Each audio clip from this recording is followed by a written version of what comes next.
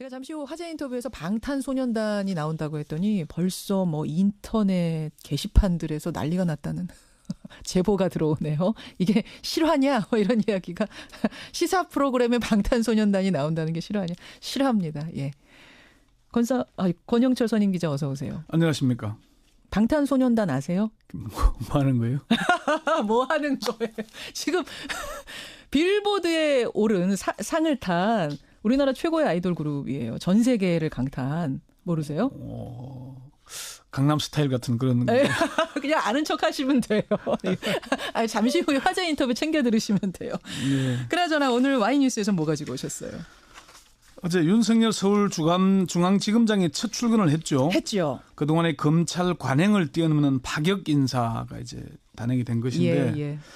윤 지검장 임명 이후에 검찰 내에서는 기수 파괴가 어디까지 이어질 것인지를 두고 촉각을 곤두세우고 있습니다. 기수 파괴. 예.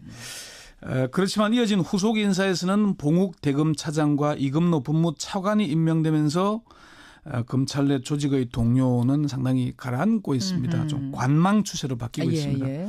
그래서 오늘 와이뉴스에서는 검찰의 기수 문화 넘을 수 없는 벽일까?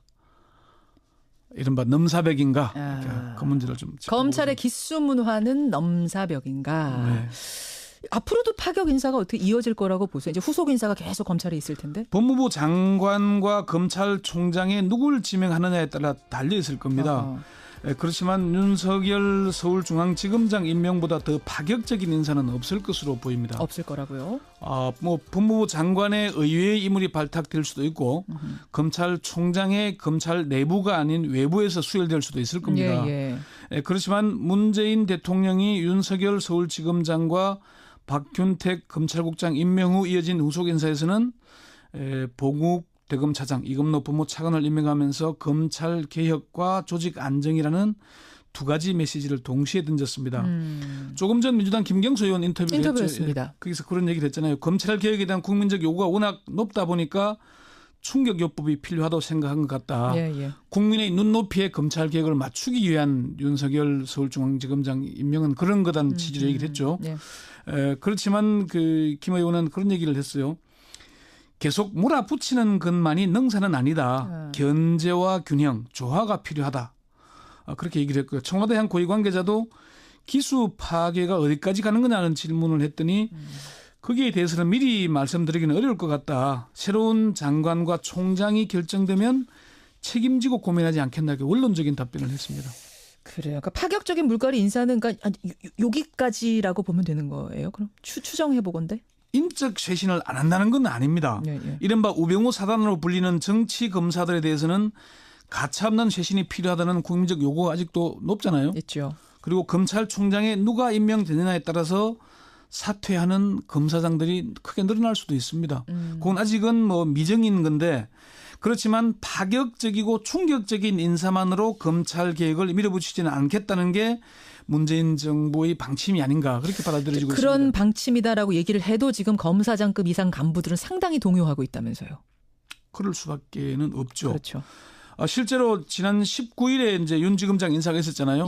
그리고 곧바로 김주현 대검 차장과 이창재 법무차관이 사의를 표명했고 일부 고검장과 검사장들도 진퇴를 고민하고 있다는 얘기가 들립니다. 한 고검장급 인사는 이제는 떠나야 하는 게 아닌가 고민하고 있다. 한 검사장급 인사도 이제 후배들에게 자리를 내줘야 할 때가 된 것 같다. 이런 얘기들 하더라고요.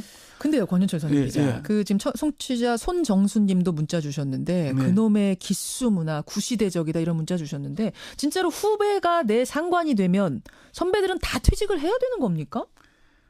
반드시 그런 거는 아닙니다. 법은 아니죠. 규칙은 아니잖아요. 규칙은 그렇지가 않습니다. 검찰총장은 15년 이상의 판사, 검사, 변호사로 공직 경험이 있으면은 임명할 수 있습니다. 그렇죠. 그러면 후배들이 근무할 수밖에 없는 것이고요. 그런데 검찰이 과거에 이제 검사 동일체 원칙이라는 게 법에 있었잖아요.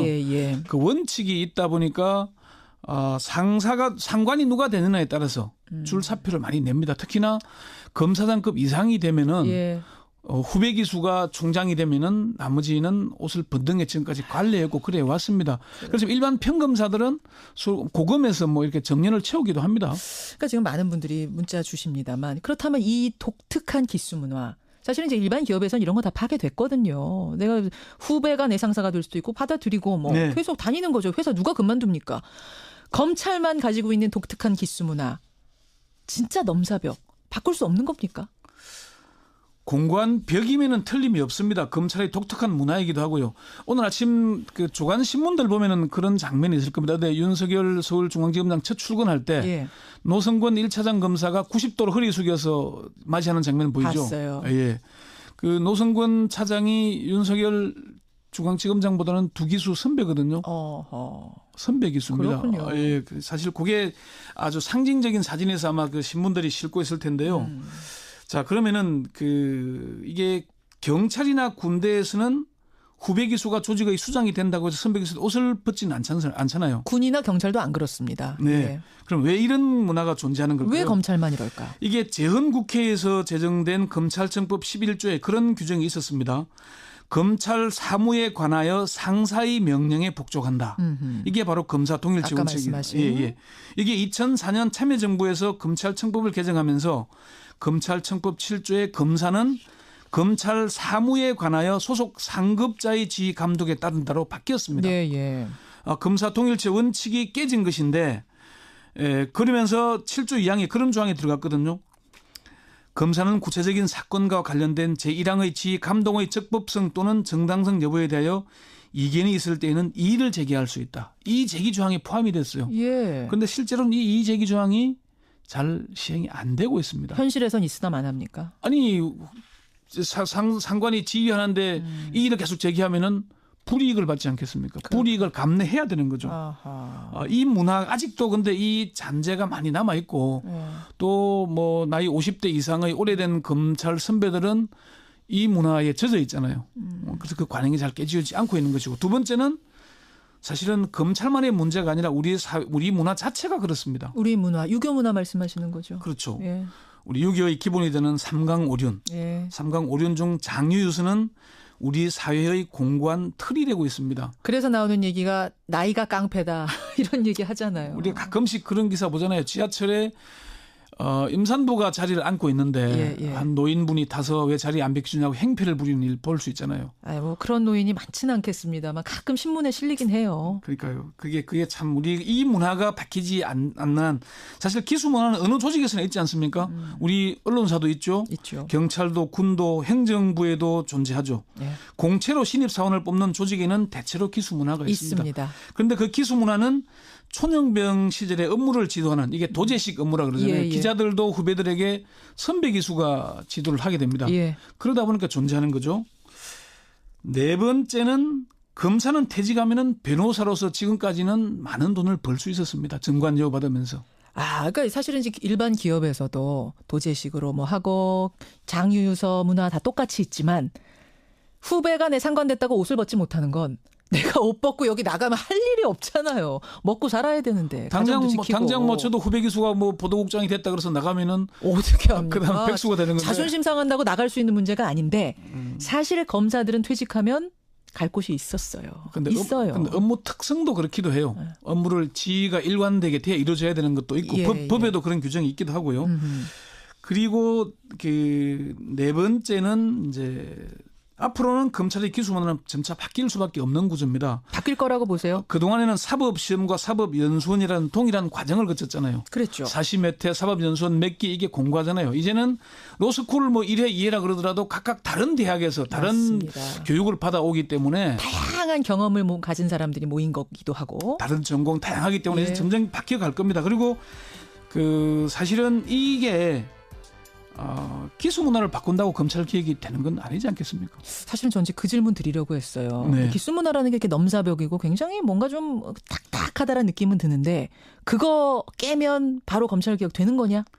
문재인 대통령이 후보 시절에 반특권 검찰 개혁 추진단이라는 게 하나 있었습니다. 그런데 여기에서 준비한 검찰 개혁안은 처음에는 공수처 도입, 이제 법조 비리를 수사할 수 있는 공수처를 도입하는 거, 그리고 검경 수사권 조정, 법무부 문민화 이게 핵심 조항이었습니다. 기수 파괴는 거기 안 들어가 있었습니다. 그런데 이게 이제 갑작스럽게 지금 검찰 내 돈봉투 사건, 서울중앙지검장과 검찰국장의 뭐 부적절한 회식 사건이 예. 되면서 전격적으로 이루어진 거거든요. 전격적으로 이루어지면은 서울중앙지검장이 이렇게 바뀌게 된 것도 사실은 과거에 2003년 참여정부 시절에도 이런 일이 있었습니다. 예. 그때도 후배 기수를 서울지검장의 초임 검사급을 서울지검장에 시키면서 어허. 선배 기수들이 줄줄이 옷을 벗은 사태가 있습니다. 그런데 이번에는 후배 기수를 파격적으로 임명했으면서도 예. 또 바로 대검 차장과 법무차관에는 순서에 맞게 선배 기수를 앉혔거든요. 예. 그래서 조직의 안정. 그러니까 검찰 내의 분위기가 처음에는 상당히 술렁이다가 지금은 관망 분위기로 바뀌고 있고 현직에 있는 고검장과 검사장들 통화를 해보면은 일단은 검찰총장이 누가 되는가를 지켜보고 지연태를 결정하고자 한다. 그런 얘기를 하긴 합니다.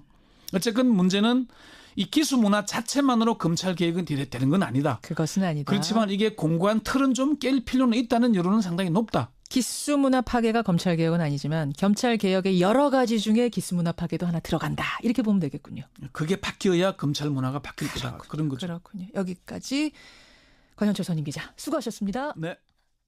에 따라서 사퇴하는 검사장들이 크게 늘어날 수도 있습니다. 그건 아직은 뭐 미정인 건데 그렇지만 파격적이고 충격적인 인사만으로 검찰 개혁을 밀어붙이지는 않겠다는 게 문재인 정부의 방침이 아닌가 그렇게 받아들여지고 있습니다. 그런 방침이다라고 얘기를 해도 지금 검사장급 이상 간부들은 상당히 동요하고 있다면서요.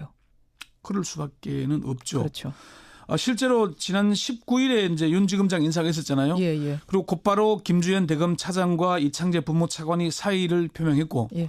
일부 고검장과 검사장들도 진퇴를 고민하고 있다는 얘기가 들립니다. 한 고검장급 인사는 이제는 떠나야 하는 게 아닌가 고민하고 있다. 한 검사장급 인사도 이제 후배들에게 자리를 내줘야 할 때가 된 것 같다. 이런 얘기들 하더라고요. 근데 했죠. 그동안에 검찰 관행을 뛰어넘는 파격 인사가 이제 단행이 된 것인데 윤 지검장 임명 이후에 검찰 내에서는 기수 파괴가 어디까지 이어질 것인지를 두고 촉각을 곤두세우고 있습니다. 기수 파괴. 예. 그렇지만 이어진 후속 인사에서는 봉욱 대검 차장과 이금노 법무차관이 임명되면서 검찰 내 조직의 동료는 상당히 가라앉고 있습니다. 좀 관망 추세로 바뀌고 있습니다. 그래서 오늘 와이뉴스에서는 검찰의 기수 문화 넘을 수 없는 벽일까? 이른바 넘사벽인가? 그 문제를 좀 검찰의 기수 문화는 넘사벽인가? 네. 앞으로도 파격 인사가 어떻게 이어질 거라고 보세요? 이제 후속 인사가 계속 검찰에 있을 텐데. 법무부 장관과 검찰총장에 누굴 지명 윤석열 서울중앙지검장 임명은 그런 거다는 취지로 얘기를 했죠. 그렇지만 김 의원은 그런 얘기를 했어요. 계속 몰아붙이는 것만이 능사는 아니다. 견제와 균형, 조화가 필요하다. 그렇게 얘기를 했고요. 청와대 한 고위 관계자도 기수 파괴가 어디까지 가는 거냐는 질문을 했더니 거기에 대해서는 미리 말씀드리기는 어려울 것 같다. 새로운 장관과 총장이 결정되면 책임지고 고민하지 않겠나 이렇게 원론적인 답변을 했습니다. 그래요. 그러니까 파격적인 물갈이 인사는 그러니까 여기까지라고 보면 되는 거예요. 그럼 추정해 보건데. 인적 쇄신을 안 한다는 건 아닙니다. 이른바 우병우 사단으로 불리는 정치 검사들에 대해서는 가차없는 쇄신이 필요하다는 국민적 요구가 아직도 높잖아요. 있죠. 그리고 검찰총장에 누가 임명되는 제가 잠시 후 화제 인터뷰에서 방탄소년단이 나온다고 했더니 벌써 뭐 인터넷 게시판들에서 난리가 났다는 제보가 들어오네요. 이게 실화냐? 뭐 이런 이야기가 시사 프로그램에 방탄소년단이 나온다는 게 실화냐? 실화입니다. 예. 권영철 선임 기자 어서 오세요. 안녕하십니까. 방탄소년단 아세요? 뭐 하는 거예요? 뭐 하는 거예요? 지금 빌보드에 오른 상을 탄 우리나라 최고의 아이돌 그룹이에요. 전 세계를 강타한. 모르세요? 강남 스타일 같은 그런. 그냥 아는 척 하시면 돼요. 아니, 잠시 후에 화제 인터뷰 챙겨 들으시면 돼요. 네. 그나저나 오늘 와이뉴스에서 뭐 가지고 오셨어요? 어제 윤석열 서울중앙지검장이 첫 출근을 했죠 하느냐에 따라 달려 있을 겁니다. 그렇지만 윤석열 서울중앙지검장 임명보다 더 파격적인 인사는 없을 것으로 보입니다. 없을 거라고요? 뭐 법무부 장관의 의외의 인물이 발탁될 수도 있고 검찰총장의 검찰 내부가 아닌 외부에서 수혈될 수도 있을 겁니다. 그렇지만 문재인 대통령이 윤석열 서울지검장과 박균택 검찰국장 임명 후 이어진 후속 인사에서는 봉욱 대검차장, 이금노 법무차관을 임명하면서 검찰 개혁과 조직 안정이라는 두 가지 메시지를 동시에 던졌습니다. 조금 전 민주당 김경수 의원 인터뷰였습니다. 거기서 그런 얘기를 했잖아요. 검찰 개혁에 대한 국민적 요구가 워낙 높다 보니까 충격요법이 필요하다고 생각한 것 같다. 국민의 눈높이에 검찰 개혁을 맞추기 위한